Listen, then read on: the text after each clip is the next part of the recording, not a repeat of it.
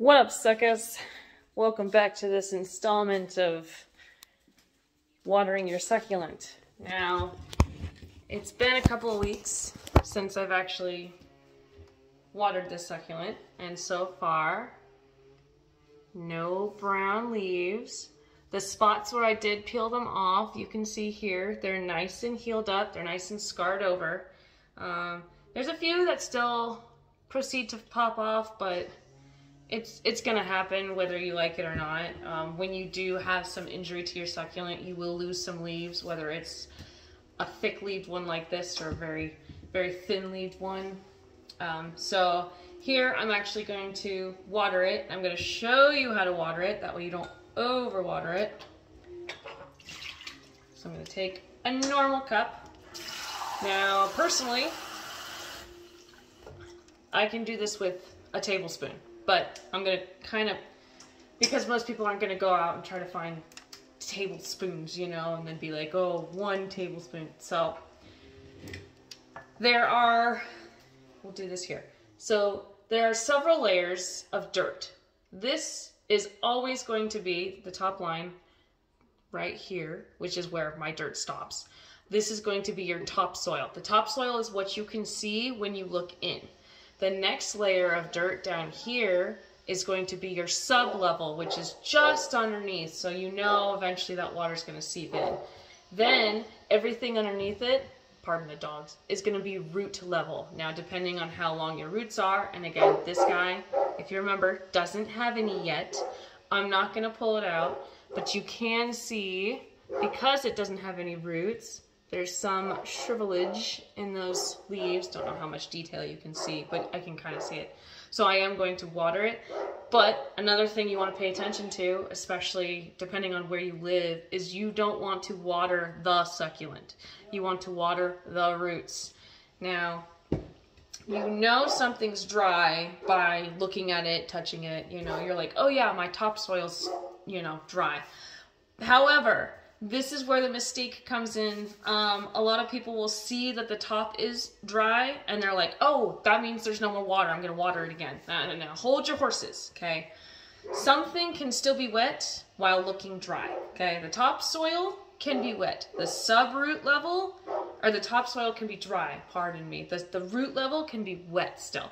So that's why I suggest give it a couple weeks, you know, one watering, pick a Thursday or a Tuesday, or if you're like me where you have half a Wednesday, pick that Wednesday, water it, don't water it again till the next Wednesday. And if it's cold outside, if this is an outside standing succulent, or if it's an indoor succulent and there's not nearly as much sunlight getting to it, don't water it until you are sure it's dry. Pick a day, pay attention to that day, do it again the next time that day comes around, okay? Now, I have tepid water, room temperature water. Why don't I want cold water? Well, here's the thing. Cold water shocks your succulents. I know, crazy. So imagine you're super hot outside, right? You are scorching hot. You're in the desert, all right? You go to drink cold water. What's going to happen? You're going to shock your body. Your cells are going to shrivel up and be like, whoa, too much cold, and you're going to pass out. Now, not everybody's guaranteed to pass out, but that's the general consensus. When you drink too much cold water in a hot setting, you tend to feel very faint and dizzy. And a lot of people think, well, cold water's going to do that, and it's because it's rehydrating your cells. Well, not so fast. It's too cold. Your cells get shocked. You take too long to rehydrate, and then even after that, your tongue gets all dry, and you're like, wait, but I'm drinking water. I should feel better. That's not the case. So in this instance, cold-ish, like tap water or room temperature water here is perfect. You also don't want to use ice cubes. You want to be able to just drop in some water and leave, right? Oh, I forgot to water my succulent. I need to go to the store, but I don't have time to stand with my succulent and, like, you know, bottom soak it or put water in it. Make sure that it's, you don't have to, please don't go in and like look at the water temperature. Just make sure you're not turning it on the coldest and sitting there for a minute going, well, it will freeze over, I promise. Yeah, we don't want that. So make sure to only pick just what's in the tap. Just immediately pick up a cup, fill it up, call it good. Now the other reason I'm not just filling up the plant is because, again, off the top of my head, I know how deep these roots go. If it was any other succulent and it's been some time, I'm not going to be sure. So every so often. And then sometimes when you do fill up the top, you're going to create a puddle. Now you're going to see this puddle sit on top of your soil. If that puddle stays in your soil and it just like continues to stay, it doesn't break through the soil, it doesn't go down to the roots, just grab a stick and poke a little hole where it needs, where you want it to drain to, like the roots, for instance, and eventually it will kind of stream through. Another thing, sometimes you'll get water in the tip of your succulent. I would just blow that out. I'm gonna do this again, one more time. So you can see here next to this rock that there is some puddling happening, but it's a very slow seep. I do see it moving, so I'm not so worried about it retaining that much water.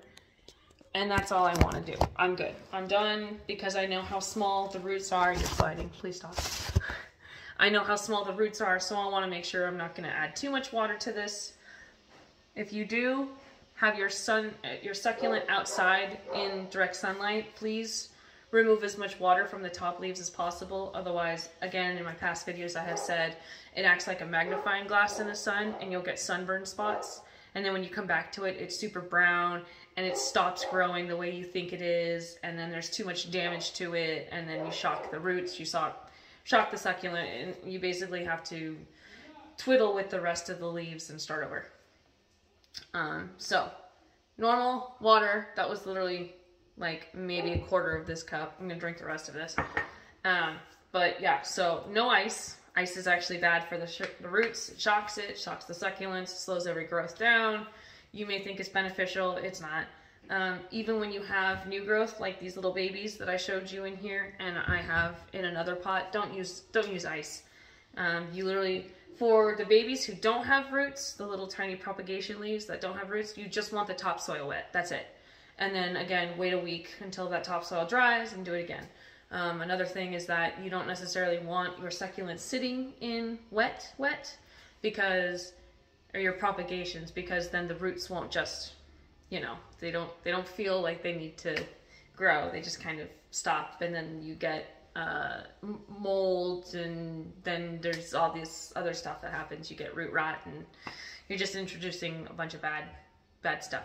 So yeah, this has been a daily edition of how to properly water your succulents.